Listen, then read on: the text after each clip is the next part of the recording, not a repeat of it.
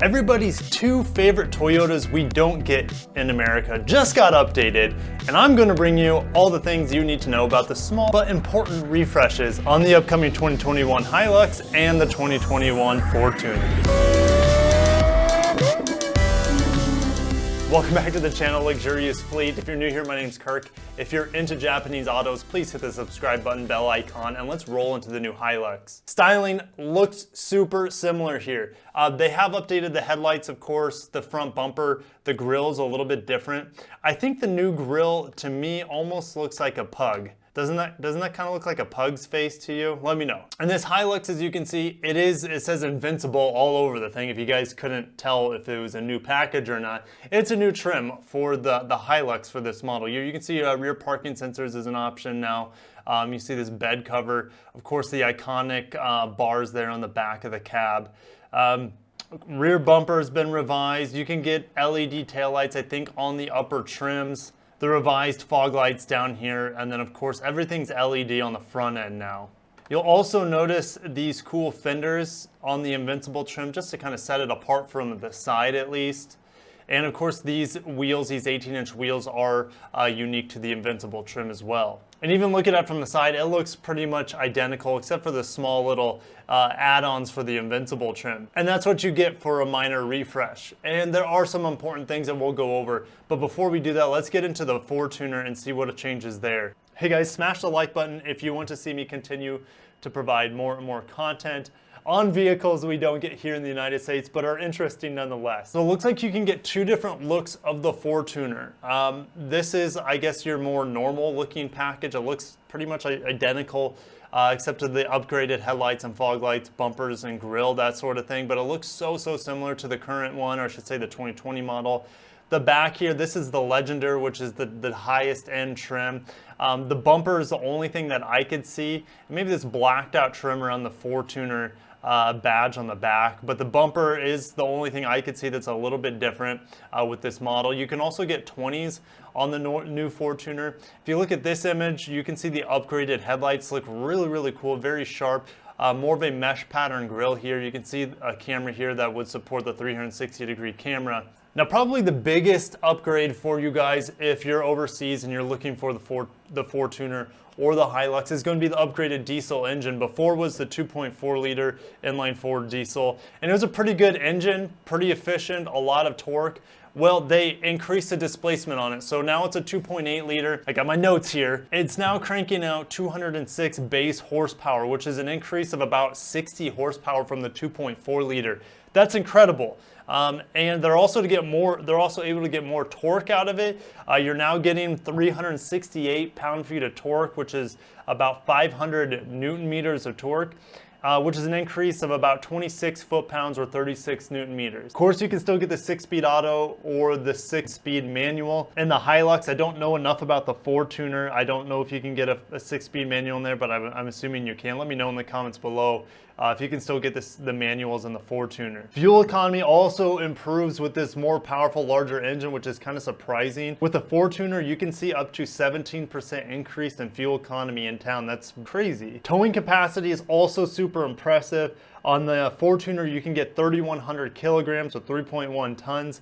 That's roughly 6,800 pounds for us Americans. And then you can get on the Hilux, it's 3.5 tons or 3,500 kilograms or a little over 7,700 pounds of towing capacity. Very impressive for a smaller based body on frame pickup truck. Now the infotainment is probably the second big, other than the styling, and the styling's marginal. The power plant being probably the biggest addition for these two models, but the infotainment, you're getting an upgrade here. So you have an 8-inch touchscreen. You had touchscreens on the previous years. They didn't have physical buttons, which is a horrible idea, especially in a work-focused vehicle like a Hilux. Now you actually have physical knobs and physical buttons to make it much more practical. And of course, now you have Apple CarPlay and Android Auto, very welcome upgrades Too bad we can't get that in the freaking Lexus GX here in the States. Why do I mention the GX?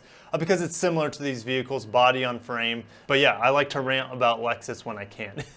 Top trims. Top trims are going to get ambient lighting. It looks like that's also going to be not only in the Hilux, but the Fortuner as well. Pretty cool to see that increasing throughout the Toyota ranges. And then definitely on the Fortuner, there's going to be fast chargers that are available in the rear, 2.1 amp. Fast chargers, as well as additional probably 12 volt power back there. And then there's also the option of a wireless charger up front. I don't know if those are going to be in the Hilux or not. I couldn't find anything to confirm that. All right, that's all I got in my notes. I love covering these vehicles, especially the Hilux and the Fortuner. They're like the forbidden fruit here in America. Yes, in America we get the Tacoma. It's a great pickup truck. But you know how many people would die to have a Tacoma here in the States with a turbo diesel like this thing, this 2.4 liter? It would be insane. It's not going to happen, unfortunately, and we're never going to see the Fortuner. Why? Well, the Fortuner is very similar to the 4Runner. Maybe a hair smaller, but they're so similar, and so is the Tacoma to the Hilux. The big differences being the powertrains for the most part. Yeah, I just love the Hilux so much. I drove one for a little bit when I was in Thailand, and I saw them everywhere when I was not only in Thailand, but when I was in Australia too a few years back. And the Hilux just looks so awesome, has a great presence on the road. You know, the bars in the back, it just looks, it's a super cool ute in Australia. And you know, I do like it more than the Tacoma here. I like the styling better, I like the package better, and of course the power plant is a no-brainer over the gasoline, you know, 4-liter 6-cylinder that we have here. It's a great engine, super reliable, good torque, but nothing really compares to the capacity and the capability of that diesel or the fuel economy, really. So although these are pretty minor updates, these vehicles continue to get better over the years. And when will we see a redesign for the Hilux and the Fortuner? It's going to be a while. I would expect an additional 3 or 4 years from now, so that would be 2024, probably somewhere in there before we see a complete redesign. On the TNGA platform, which will be to the TNGA F, that'll be a big upgrade for this platform. All the Toyota trucks and Lexus trucks are moving over to the TNGA F platform.